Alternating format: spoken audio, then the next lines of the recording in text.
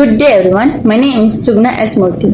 Today I'll be presenting an overview of Toyota Motor Corporation and its regional presence to UMW Toyota Motors Sdn in Malaysia, specifically the Manjung branch. Toyota Motors Corporation was founded in 1937 in Japan by Kiichiro Toyota and has since become one of the world's leading automotive manufacturers. It is well known for the Toyota production system, which focuses on lean manufacturing, reducing waste and continuous improvement. Toyota produces a broad range of vehicles including passenger cars, commercial models and hybrid electric vehicles.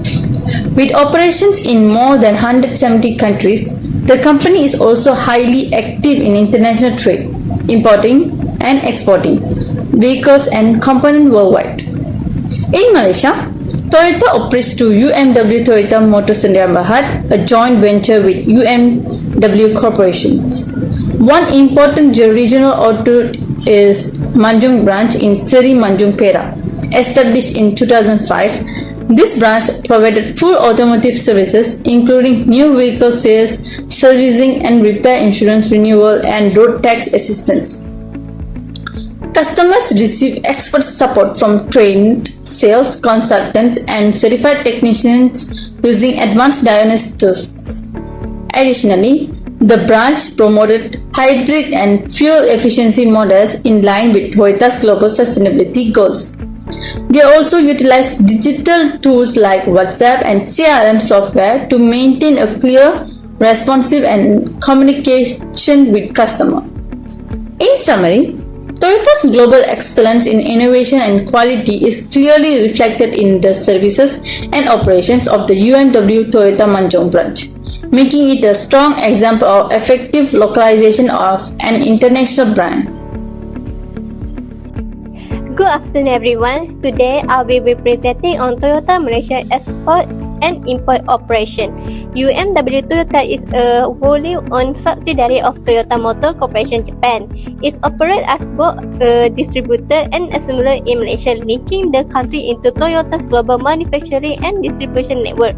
Its business depends heavily on importing vehicle kits and exporting fully assembled vehicles, especially across the Asian market. First, let's look at imports.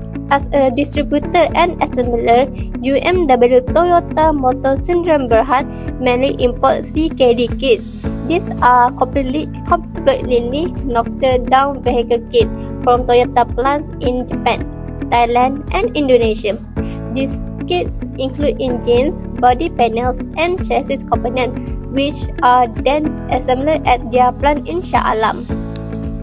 In addition, UMW Toyota also import fully built up models like the Prius and Lexus vehicles, which are not assembled locally due to lower demands.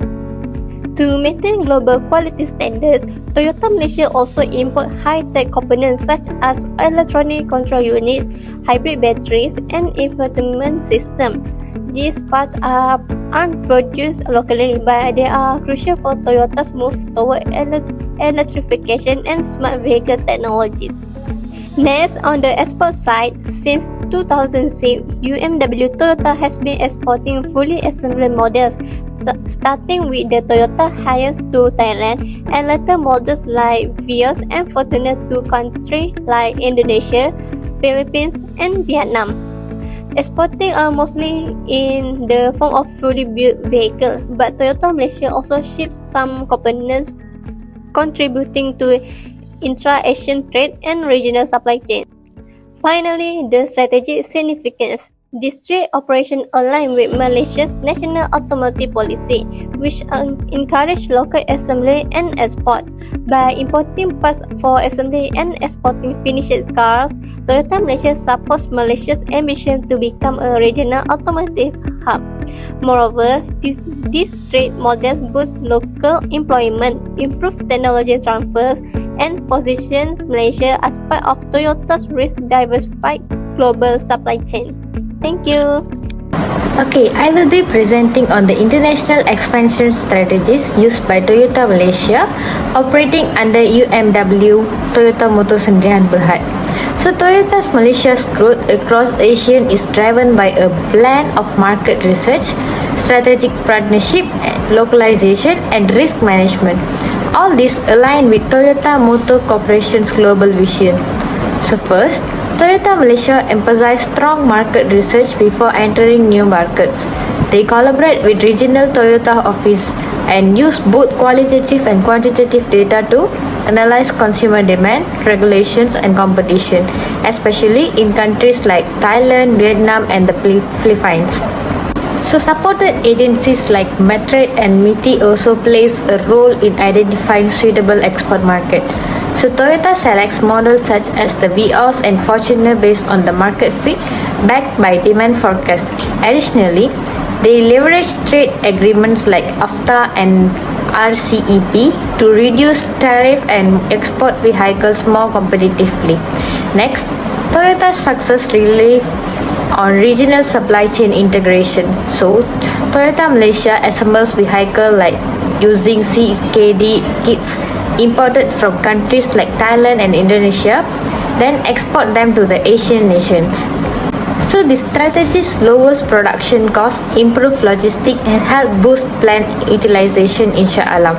So they also work closely with local supplier and logistic partners and use technology like SAP, ERP and EDI system to manage cross-border operation efficiently. Toyota Malaysia also adopt localization strategies by modifying vehicle features based on the local preference. For example, models exported to Vietnam may have different engine tuning or suspension system to suit road conditions. Sustainability is another key pillar. So Toyota promotes hybrid models and support Malaysian national automotive policies by exporting energy efficient vehicles.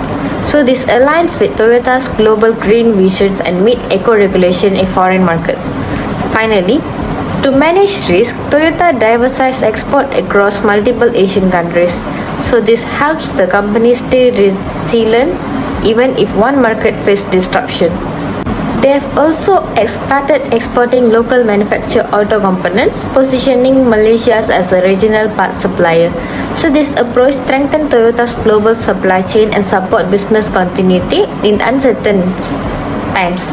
In summary, Toyota Malaysia used a comprehensive internationalization strategy, combining research, partnership, customization, and diversification to grow steadily in Asian regions.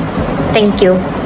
Hi, my name is Narafika binti Tirmizi. My metric number is 22120371. So, transportation played a vital role in international trade for a company like Toyota, which deal with high-value vehicle and parts.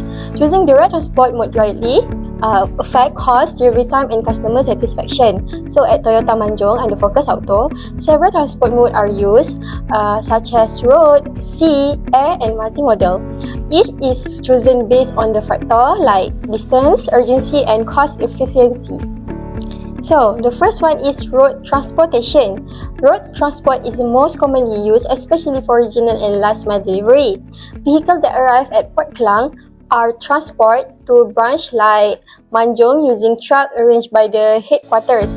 As the head of sales explained, we use company truck designated by HQ and follow standard procedure to ensure safety and punctuality.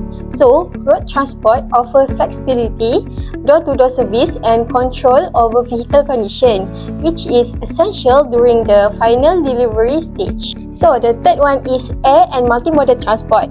For air transport is used only in urgent cases, for example when spare parts are needed immediately for after-sales service.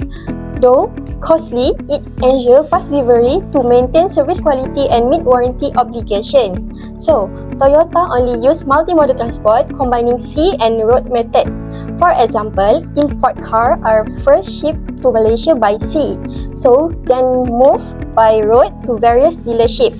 This coordinated method increase efficiency and reduce handling delays. So, in summary, Toyota Manjong applies a smart, well-organized logistics strategy that makes cost, speed, and reliability with guidance from HQ and clear SOP. Toyota ensures smooth operation from port to showroom. This blend of transport method reflects global best practices in automotive logistics, keeping customers satisfied and operation efficient. Bye. Assalamualaikum and hello everyone. For this part of the presentation, I will talk about export-import documentation based on our interview with Miss Esther from Toyota Manjung. She mentioned that the branch does not handle import documents directly because their focus is mainly on sales and after-sales services. All import matters are handled by UMW Toyota Motor headquarters in Shah Alam. Although no direct documents were shared, we found reliable sources that explain the standard documents usually involved in Toyota's import process. And there are 8 key documents involved in the import of vehicles and automotive parts. First is approval permit, bill of lading, commercial invoice, packing list, certificate of origin, K1 form, insurance certificate, delivery order. Now let me explain the 4 most important ones. First is the approval permit or AP. This document is issued by MITI and is required before importing any cars into Malaysia. It states the vehicle's model, quantity and country of origin. Without this permit, custom will not allow the vehicle and be replaced at the report. Second is the bill of lading. This is like a delivery receipt issued by the shipping company. It confirms that the goods have been shipped and includes key information like shipping ports and product details. UMWT must show this document to collect the cars at a Malaysian port like Port Klang. Third is the commercial invoice. This is prepared by the exporter such as Toyota factory in Thailand. It includes product price, quantity and payment terms. Customs use this document to calculate taxes and import duties, so accuracy is very important. And fourth, the K1 form. This is the official custom declaration form submitted to the Royal Malaysian Customs. It includes product codes, quantities and taxes payable. It must be filled in correctly to avoid delays in custom clearance. So even though Toyota Mahjong doesn't handle these documents, understanding them give us a clearer view of how Toyota imports operation works in Malaysia. Thank you. Hi everyone, my name is Teo Wei Shen. For this part of presentation, I'll be sharing insights from our interview with Toyota Manjung, focusing on their export and import operations. We will look into what influenced their decision, the challenges they face, and how they overcome them. Toyota Malaysia is involved in both exporting and importing. One main reason is that they are part of Toyota Global Production Network. They import vehicle parts like CKD kits from countries such as Japan and Thailand to assemble cars like the Vios and Hilux in Malaysia. At the same time, they export fully assembled cars to other Asian countries. They also import advanced parts like hybrid batteries and ECUs because Malaysia doesn't produce these high-tech components. Market demands is also important. For example, they import luxury Lexus models because they don't sell in high volume here. On the other hand, popular models are exported to help their factory run efficiently. Toyota also benefit from trade agreements like AFTA and RCEP, which help reduce taxes on import and exports. Finally, Malaysia's good infrastructure and port access makes it easier for Toyota to manage their logistics. Although Toyota has a strong system, they still face challenges. Firstly, they depend a lot on important parts. If there are delays, like during global chip shortage, it can stop production. Secondly, handling documents like permits, invoices, and custom forms are very detailed, where a small mistake can delay shipments. Thirdly, transport problems happens. Sea shipments may be delayed due to port congestion or bad weather. This affects deliveries to branches like Manjung. Fourth, even with trade agreements, they still face trade rules in different countries, like safety standards or import quotas, that can be hard to manage. Toyota also uses a just-in-time system, meaning they don't store a lot of spare parts. This saves lots of cost but makes them vulnerable to delays. Lastly, they must meet environmental rules when exporting to places like Singapore and Thailand, which adds more steps to the process. To solve these problems, Toyota takes a few smart steps. They get parts from different suppliers and try to use more local parts when possible. They also train their staff to use digital systems like SAP to handle documents quickly and accurately. In logistics, they use a mix of sea, road, and sometimes air transport. They also plan to back up routes in case of delay. For trade rules, they check our requirements before exporting and work closely with government to trade office to stay updated. To handle inventory issues, they keep extra stock on the important parts, and to meet environmental rules, they make sure cars exported to countries with strict standards are adjusted before shipping. In conclusion, Toyota Malaysia export and import activities are carefully planned and connected to Toyota global strategies. They face real challenges, but by using digital tools, working with reliable partners and following trade policies, they stay efficient and competitive. Their experience gives a good example of how a global company can manage trade successfully in today's fast-changing world. That is all from our group. Thank you for listening.